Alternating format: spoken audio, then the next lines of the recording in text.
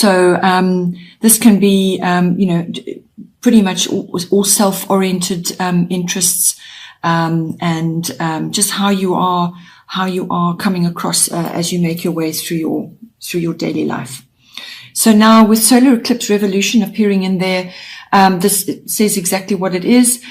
You're undergoing some kind of change, and this is probably swift.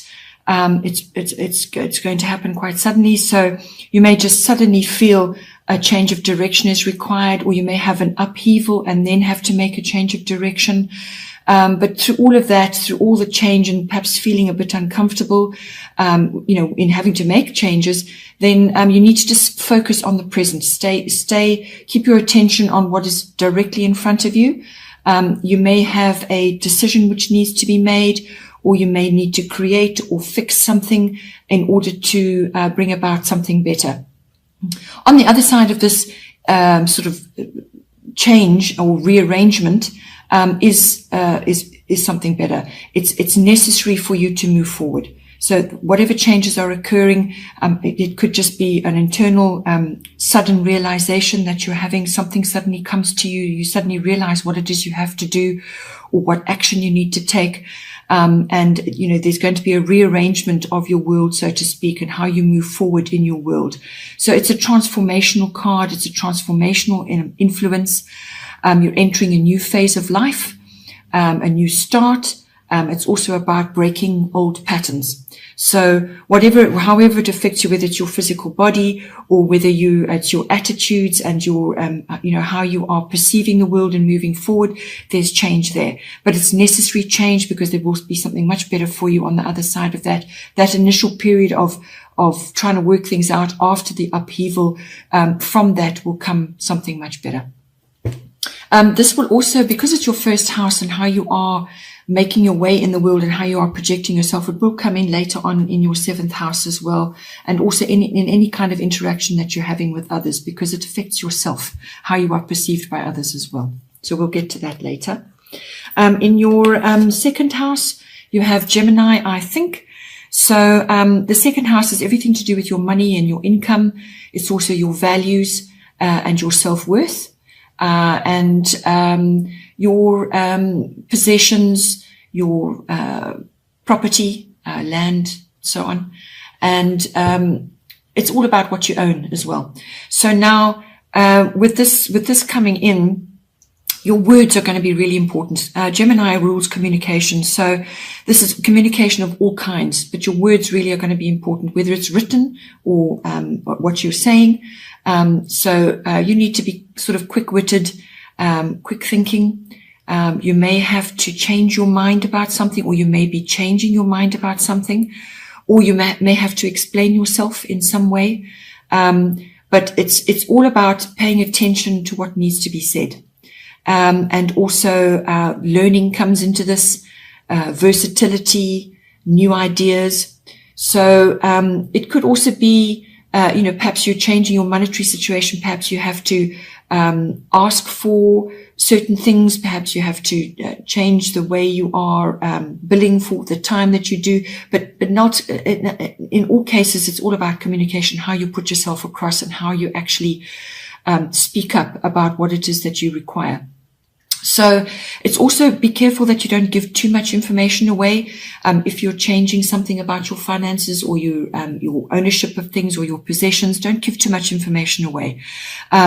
Be sort of quick-witted and pay attention. But just be aware that, others may be, you may be the subject of gossip, or other people may be talking, or just you're somehow talking too much about what it is going on in your life. So just keep it close, pay attention, but also choose your words with care.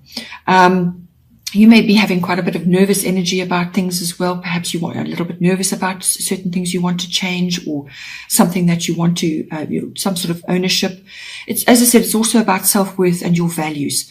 So you may just be feeling that something, sort of an attitude or a perception that you've had about certain things will now require a change, or you need to address certain issues.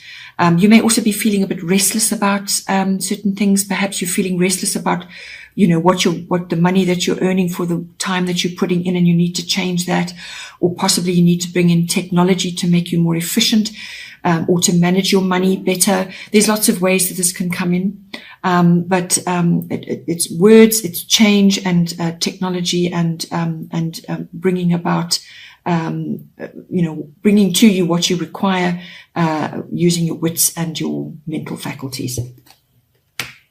Then in the third house, we have Chiron, which is healing. Now, the third house is actually about your communication. So, yes, you have communication coming in strongly for you in your money house and your values and self-worth, possessions and so on. But when it actually comes to, this can be communications of all kinds. So whether it's written, verbal, contracts, documents, it can even be social media. It can be dealing with the public in a wider sort of space. So it's not just, this is not one-on-one. This is dealing with others. So it's your interaction with others.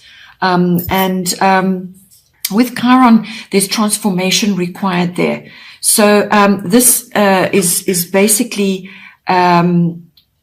contemplation. So transforming the way you communicate, but there's contemplation involved there. There's deep listening to yourself and to others, but your communication needs to be measured. So you may feel that you want to rush in and change things, but just be aware that you may be sort of having to deal with quite a bit at the moment. And especially when it comes to contracts and documents, there may be quite a lot of difficult circumstances, or you may just have to sort of bear with yourself through some difficult times, and you're going to need to choose your words. This is also about self-honesty, and you may just be going through a difficult patch, slightly painful period, which gives rise to this contemplation and deep listening of yourself. Be honest with yourself. You will need to be bold. You will need to take action, but it's measured communication and measured action. You really need to tap into your deep inner resources here, because on the other side of the difficulty or the pain, or whatever it is that you need to communicate, there is wisdom on the other side of that. It's just to get through this sticky patch, and then on the other side of that, you will feel better, and things will feel better for you internally and with the people that you're dealing with. You may need to also, it could involve doing a bit of research or following up on various types of medicine, natural therapies, and so on. So you may be doing a bit of research in that, if that is to do with your work, or it could be to do with others in your family circle. So this is siblings, cousins, aunts, uncles. Something may come up and it will affect you. Maybe they are going through a very difficult patch, some kind of deep healing going on. So wisdom comes from the pain. So that you may be seeing it in others, and you are required to bring in all of those aspects that I've just discussed. So it's really seeing transformation in communication and what's going on around you, but also the way you are communicating through it, through some sort of sticky patch of some sort. This house, the third house, can also be about short trips. So it may be worth your while to just do a bit of go to places where you can just take a break and enjoy a bit of self-healing. With short trips, it might just be worth your while to enjoy a healing break somewhere where you can have some quiet time just to contemplate what it is that what is going on around you, what you need to say and how you need to say it, and just a bit of navel gazing, if you want to call it that. And also just to have a break, and listen to yourself and your own needs and what it is, how you want to express yourself. Then in the fourth house, there is Uranus coming in. Uranus is the god of change. It has a sort of a genius faculty to it as well. It's electricity. It's like a bolt of lightning. It's a very transformative influence to be having. So now this is falling in your 4th house, which is everything to do with your home and your home life. So there's quite a bit of ways this can manifest, but ultimately it brings in sudden unexpected change, or a surprise, or even a change of lifestyle.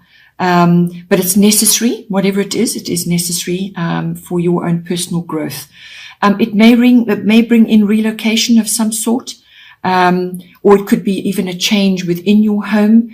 Perhaps the people that are in your home, something's changing there, or a change within your space where you're actually living. But whatever it is, it'll be a liberating change. When Uranus comes in, it's not normally something small. It's usually fairly major.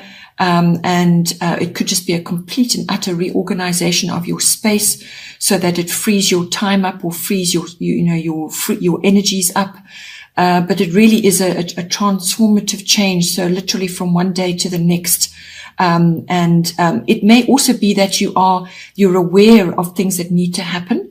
And you're just taking no action to do anything about it, or you feel that you just, can't get to it for some reason. Well, Uranus will come in and change it for you. And it's always better to preempt. If you feel you really need to make a change, rather go with your inner feelings, preempt the change, because when sudden changes are upon you like that, it can be really quite an upheaval. So work with what you feel, what you need to do.